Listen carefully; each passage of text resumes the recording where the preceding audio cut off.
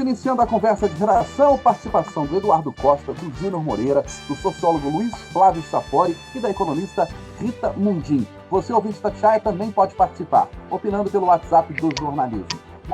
99996-7074. 99996-7074. Você manda pra gente a sua opinião em mensagem de texto. Não se esqueça de colocar o seu nome, o bairro ou a cidade onde você está falando. Onde está Lázaro Barbosa? Considerado um maníaco, um sociopata, após troca de tiros, o maníaco de Goiás consegue fugir de novo, Luiz Flávio Sapori. Ele já cometeu uma chacina, pegou uma família como refém, trocou tiros com a polícia, colocou fogo em carro. Faz 10 dias de busca, Sapori. Bom dia para você. Bom dia, Eustáquio. Bom dia, Rita. Bom dia, Eduardo, meu amigo Júnior Moreira e ouvintes da Itatiaia. Esse caso é muito interessante, obviamente perverso, não é nada assim que deva merecer alguma comemoração, mas é um caso que revela a gravidade e a periculosidade desse indivíduo, né? A dificuldade que a polícia do Distrito Federal e de Goiás estão encontrando na captura revela que esse indivíduo, que esse criminoso, ele tem uma inteligência muito acima da média, né? Não se trata de um criminoso qualquer, né? Não se trata de um criminoso convencional. Eu estava ouvindo a entrevista do Paulo Repsoldi, né, aí no Jornal da Itatiaia hoje, o psiquiatra forense, muito boa entrevista, Eustáquio. E ele destacou muito claramente os traços de psicopatia, de sociopatia do Lázaro. É um caso muito instigante de um perfil criminológico com o qual nós não estamos muito acostumados a lidar no Brasil, mas que cada vez mais se torna frequente, cada vez mais se torna presente. O grande desafio é o que fazer com ele após eventual captura, né? Se é que ele vai ser capturado vivo, que eu tenho minhas dúvidas, né? Dado o grau de confronto que ele vai impor. Mas esse perfil de criminoso, ele muitas vezes está presente no nosso cotidiano. E a legislação penal no Brasil, chamei a atenção para isso na quarta-feira e vou reforçar aqui. A legislação penal no Brasil, ela não dá conta desse tipo de criminoso. A nossa legislação prevê uma prisão, um tempo máximo de prisão de 40 anos por indivíduo, independente, né, do número de anos que ele vai ser condenado. Então, é um caso que poderia suscitar uma reflexão interessante, um debate legislativo, um debate nacional sobre como lidar com um criminoso com esse elevado grau de psicopatia e de sociopatia. Mais cedo ou mais tarde, ele vai ser identificado, preso, ou quiçá, né, ele vai ser, em confronto, ele vai acabar morrendo. Mas é um caso muito instigante que deve merecer nossa atenção. Eduardo, infelizmente a gente se acostuma com a rotina da violência, mas alguns casos chamam mais a atenção, né? Bom dia para você. Bom dia para todo mundo, boa sexta. É raro, mas não é tão absurdo assim. O Patrick Vaz trouxe um assunto de ontem de noite, mais cedo da Itatiaia. O cidadão estava preso no Espírito Santo por N crimes.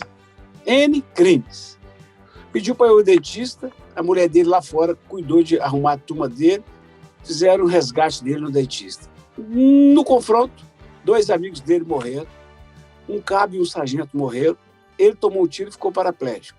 Estava escondido aqui, São Joaquim de Bicas, no Bom Vivan, desde 2005. Uma apreensão de uma arma, a polícia bateu na casa do irmão dele, foi na casa dele e descobriu a trama toda. Ele está voltando para o Espírito Santo, onde vai cumprir 40 anos de cadeia, a cadeira de rodas, e a mulher 32. Olha que loucura. Típico caso do maluco. Agora, esse Lázaro, ele me fez lembrar de 2 episódios, quem tem mais de 50 vai se recordar, e eu vou até falar mais disso depois da Itatiaia, hoje à noite, provavelmente. Nós tivemos aqui o Ramiro, o bandido da cartucheira, final dos anos 70, ele foi morto, se não me engano, em 81. Ele começou agindo aqui na região de Jaboticatubas. Ele foi acusado de 54 crimes, sendo 15 assassinatos. E naquela época, senhor quem tinha 20 anos que eu, não tinha tanto motel como tem hoje, não tinha. O drive-in era para poucos. A gente, quando arrumava o Fusquinha, ia namorar no Mirante das Mangabeiras. Ficava cheio de carro lá, comendo pipoca e dando bicota. Quando ele apareceu, esvaziou o Mirante, porque ele gostava de pegar casais desprevenidos. Depois dele ainda teve o Orlando Sabino. Este começou em Capinópolis, no Triângulo, e espalhou terror. A única coisa que eu sei, com 99% de probabilidade, Eustáquio, é que vai acontecer com ele. Por isso que a mãe dele fez um apelo ontem. O que aconteceu com o Ramiro e com o Orlando. E o Sapori acaba de prever como fez ontem. Esse, muito dificilmente, vai ser capturado vivo, porque ninguém vai se arriscar. Qualquer hora dessa vai ser executado. Agora, no tempo dos drones, dos helicópteros, da Força Nacional, estão demorando, hein? Pois é, Júnior. Dezenas de policiais nas buscas, como disse o Eduardo, uma estrutura, uma busca alucinada pelo Lázaro e nada de encontrá-lo. Ele é muito inteligente, né? Bom dia para todo mundo. Nota-se a inteligência dele. Ontem eu estava acompanhando algumas entrevistas sobre o caso, e uma especialista dizendo que em uma das casas, né, ele trancou os homens no banheiro e fez as mulheres cozinharem, mas sem roupa. E ela dizendo que aquele não tinha nada de conotação sexual, pelo menos naquele momento ali. Ele havia tirado a roupa das mulheres que estavam cozinhando para não ter risco delas fugirem, né? Porque ninguém vai fugir pelado. É mais ou menos assim. Então ele tem uma engenharia, né, para ir conseguir fazendo as coisas e conseguindo fazendo as coisas. Mas eu estava com o Eduardo, foi para um caminho muito interessante que eu queria também, porque quando a gente, sei lá, compra um carro branco, a gente começa a ver mais carro branco na rua, né? É mais ou menos por aí. Quando você começa a dar atenção para um fato, vem outros, né, que vão ficando parecidos, semelhantes. E hoje pela manhã, o Vinícius Castro, que é nosso colega aqui do grupo, ele mandou uma mensagem para mim, me lembrando de um caso que aconteceu em Corinto, aqui na região central de Minas. Eu não sei se pronuncia assim, mas parece que sim, Piriá, os irmãos Piriá. Aconteceu na década de 70. Falou que o pai dele era policial à época e participou dessa caçada desses irmãos, e ele me contava como que é parecida a fuga, como as fugas são parecidas. E no fim aconteceu exatamente isso que o Sapori e o Eduardo falaram, que morrer, né? A polícia apareceu ali, porque tinha perdido policiais, enfim, no confronto, apareceu com esses dois irmãos mortos, mas que até hoje lá tem muita gente que fala que não eram eles não, que eles sumiram e ninguém conseguiu achar esses caras, os corpos eram de outras pessoas. Enfim, é só para mostrar, porque tem muita gente falando, a polícia de Goiás é incompetente, não sei, por que não consegue 200, 300, 400 policiais, gente. A situação de uma caçada para uma pessoa, ainda mais com esse Lázaro, que, segundo o que chega para a gente, conhece muito bem a região, é muito difícil para a polícia, porque a polícia tem toda uma ética para trabalhar. A tentativa de pegar esse cara com vida para tentar interrogá-lo, para ver o que está acontecendo, até elucidar outros crimes, né, que estão ali ainda tamados com essa nuvem porque não sabe quem fez, pode ser que ele esteja envolvido. Então é realmente uma situação muito difícil, mas, gente, uma hora acaba, né? Não tem jeito. E para você, Rita Mundim, o que dizer sobre esse caso que está mobilizando aí a autoridade há tantos dias? Está mobilizando o país, né? Está todo mundo de olho no desfecho do caso. Vivo ou morto, o que a gente, né, pode pensar sobre isso é aquilo que o Sapori falou. A sociedade vem evoluindo para o bem e para o mal. Nós não vivemos hoje com o mesmo tipo e com o mesmo acesso à informação que nós tínhamos há 10 anos atrás. E da mesma forma que a sociedade evolui, aí eu estou falando no caso para o bem e para o mal, é necessário uma reflexão sobre a evolução das leis. Então, eu acho que eu concordo com o Sapori, a gente tem que fazer uma reforma, o Brasil tem que passar por várias reformas, inclusive uma reforma nas leis para que elas se adaptem a esse novo comportamento da sociedade, apesar do cara ser um psicopata, isso aí mas a sociedade evoluiu para o bem e para o mal. E é preciso que as leis acompanhem essa evolução e se adequem, né, para que crimes como esse, psicopatas como esse, não surjam aos montes. Júnior Moreira, Belo Horizonte deve decidir hoje sobre retorno ampliado de aulas presenciais. Que novela, hein? O Eustáquio já me chama com aqueles sorrisos no rosto. Eustáquio, dificuldade, hein? Que dificuldade. Eu já cansei aqui, e tem muitos anos que eu cobro isso, principalmente agora na época da pandemia, cobrar uma solução para o transporte coletivo aqui em Belo Horizonte em meio a essa pandemia. É uma vergonha. Porque não só em Belo Horizonte, mas nas cidades aqui da região metropolitana, ninguém consegue resolver.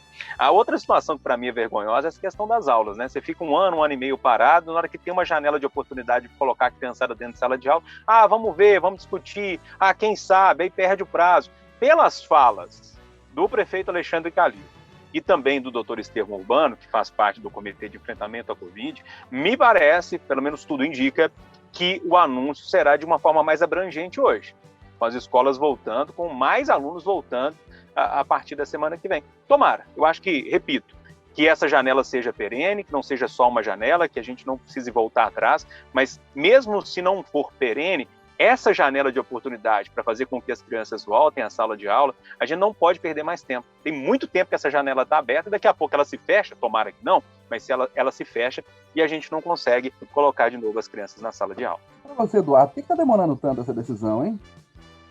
Eleição de 2 em 2 anos, tá? Eleição de 2 em 2 anos.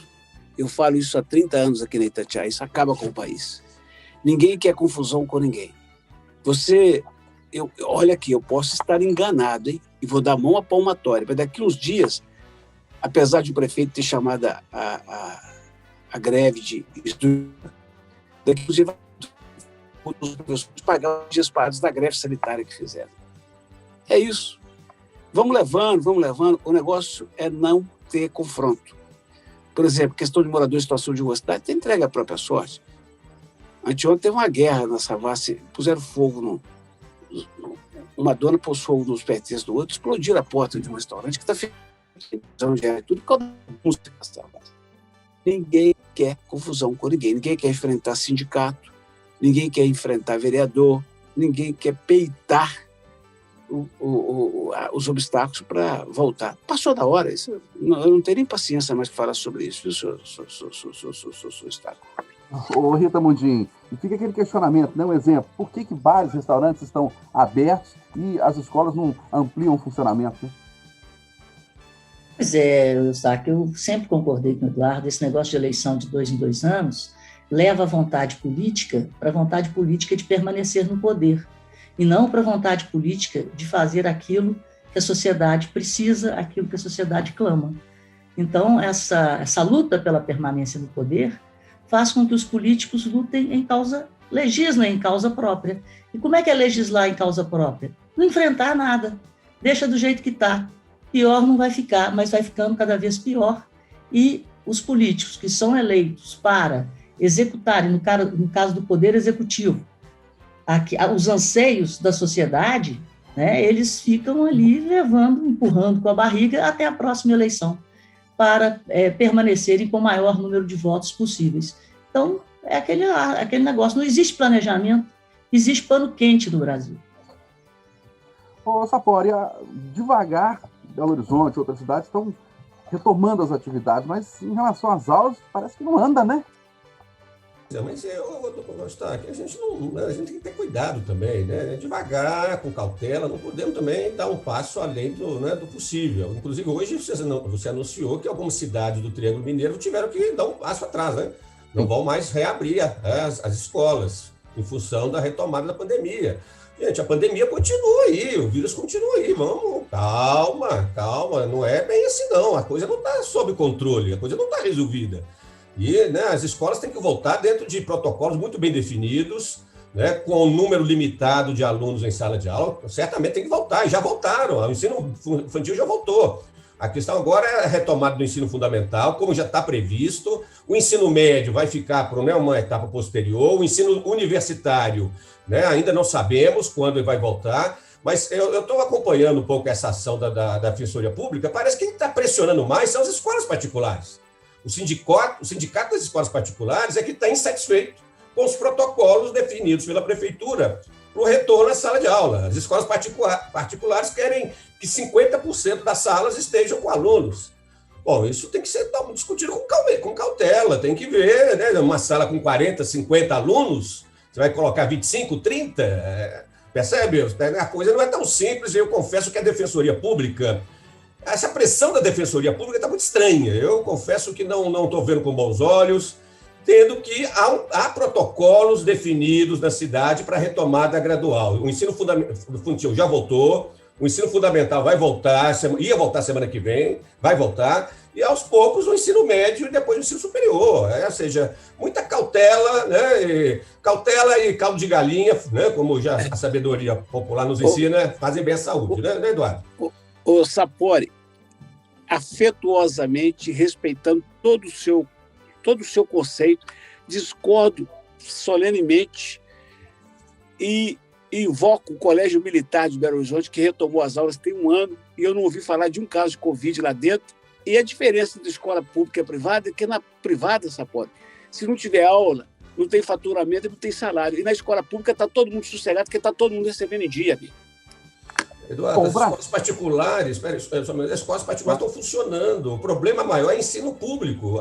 O grande problema, Eduardo, das aulas remotas é muito mais no ensino público do que no ensino particular, porque as escolas particulares estão usando as plataformas de ensino remoto e funcionam muito bem. O problema é quem está perdendo mais são os alunos das escolas municipais, das escolas estaduais. Esse é que é o grande problema. E concordo contigo.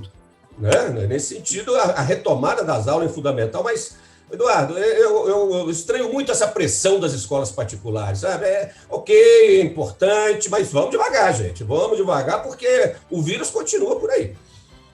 Bom, ô Rita Mundinho, o Brasil bate recorde no número de vacinados contra a Covid-19 em 24 horas, e Betim recorre da decisão da Justiça que interrompeu a vacinação de adolescentes por lá. Quanto ao primeiro tema, emendando, né, aquilo que a gente estava falando na última discussão, a vacinação está sendo ampliada. Então, é mais um motivo para que haja um planejamento e uma velocidade maior na volta às aulas. Em relação ao que está acontecendo em Betim, pelo que eu li, pelo que eu ouvi, né, existe uma portaria do próprio Ministério da Saúde que permitiria a Prefeitura de Betim ter agido dessa forma. E eu acredito que se realmente tiver essa brecha, né, eu acho que o que está sendo feito em Betim tem que ser até copiado, aonde for possível, né? Dona Moreira. Stark, são dois assuntos interessantes. E essa de Betim é uma briga danada, né? O PNI não prevê, agora diz que tem portaria que prevê, enfim. Eu acho que a gente deveria seguir todo mundo junto, né, de uma só forma, para a gente conseguir vencer essa pandemia. Esse negócio de um fazer de um jeito, outro fazer do outro, outra cidade, isso me incomoda um pouco. Acho que a gente devia ter uma coordenação para a gente ir mais junto sobre isso tudo. Sobre a vacinação no Brasil, Stark, sem surpresa nenhuma, né? O Brasil tem uma cadeia de vacinação, uma das mais competentes do mundo, e tem muitos anos que é assim. Muitos anos, né? Se tem vacina, ela vai chegar no braço rapidinho, que a gente precisa de mais e mais doses chegando para a gente conseguir passar por isso tudo. Eduardo, você vem defendendo também, assim como disse o Júnior, uma padronização das decisões, uma conversa, diálogo entre as autoridades? Na minha cabeça, se o Supremo tivesse que entrar nisso, era para dizer que o presidente da República, toda segunda-feira, 8 horas da manhã, tinha que começar uma reunião de essas teleconferências, com todos os governadores e durar até a hora que precisasse para estabelecer critérios de como fazer na semana. E todo governador deveria, na terça-feira de manhã, reunir-se com os prefeitos das principais cidades para traçar planos. E fazer tudo integrado e de cima para baixo na idade, excetuando o pessoal da saúde. Mas o Supremo disse que não era para o governo federal se meter, que era para deixar com os prefeitos. E há uma portaria do Ministério da Saúde dizendo que se você continuar vacinando os grupos prioritários, você pode tirar parte da vacina para fazer diferente. Foi o que o Vitório Mediori tentou fazer para voltar com as benditas aulas. Agora vem uma juíza e diz que não pode. Mas como é que o Supremo manda fazer de um jeito e a juíza diz que não pode, Sostaco? Quem entende uma nhaca dessa, uma bagunça, uma muvuca dessa, Sostaco? E o Brasil é exemplo mundial no seu Programa Nacional de Imunizações. Exemplo mundial, apesar de todas as dificuldades em todas as outras vacinas, é exemplo mundial, né? Dá até satisfação de você ver o cartão de vacinação do seu filho, aquele tanto de carimbo de vacina gratuita dada pelo SUS, e agora essa confusão toda em relação à vacinação contra a Covid. 8 horas e 58 minutos, antes de eu chamar o Sapori, deixa eu chamar do Rio de Janeiro o Gabriel Ribeiro, porque o prefeito da capital fluminense fez agora há pouco, Gabriel, um anúncio importante em relação a esse calendário de vacinação. Bom dia mais uma vez para você. Pois é, Eustáquio, bom dia para você novamente, muito bom dia novamente a todos. O anúncio que a gente pode dizer que era o grande anúncio esperado por quase todos os moradores, ou por que não dizer por todos os moradores do Rio de Janeiro. O prefeito do Rio, Eduardo Paes, anunciou agora há pouco a antecipação do calendário de vacinação contra a Covid-19 na capital fluminense. Isso foi feito ao lado do secretário de Saúde, Daniel Sorans, e do ministro da Saúde, Marcelo Queiroga. Paz informou que todos os moradores da cidade com mais de 18 anos devem receber ao menos uma dose da vacina até o dia 31 de agosto desse ano, enquanto a primeira previsão era de final de outubro. O novo calendário também prevê para o mês de setembro até o dia 15 que adolescentes entre 12 e 17 anos sejam vacinados. A Agência Nacional de Vigilância Sanitária, Anvisa, autorizou na última semana a aplicação da vacina da Pfizer contra a Covid-19 para maiores de 12 anos. Segundo a Prefeitura, o novo calendário foi feito com base em projeções de entregas feitas pelo governo federal. Vamos ouvir um trechinho do que disse Eduardo Paes. Fala aí, gente, chegou um momento tão aguardado. É com enorme felicidade que eu anuncio que toda a população da cidade do Rio com mais de 18 anos vai estar vacinada até o dia 31 de agosto, ou seja, ao mês, 21 dias antes do calendário que a gente já tinha anunciado. Graças a muito planejamento de trabalho, a gente dá mais esse importante passo para vencer a Covid. E só lembrando, os cuidados continuam, não esqueçam da máscara e nem da segunda dose. Bora vacinar! A expectativa, Eustáquio, é de flexibilização nas regras de distanciamento social a partir da evolução da vacinação. Novos postos de vacinação também devem ser criados para dar conta da demanda, já que mais pessoas irão a essas unidades de saúde atrás de vacinas a partir de agora. Eustáquio. Ok, Gabriel, um abraço para você. Bom trabalho. Vamos lá, encerrando o Jornal da Itatiaia. Final do Jornal da Itatiaia, primeira edição desta sexta-feira. Ótimo dia a todos.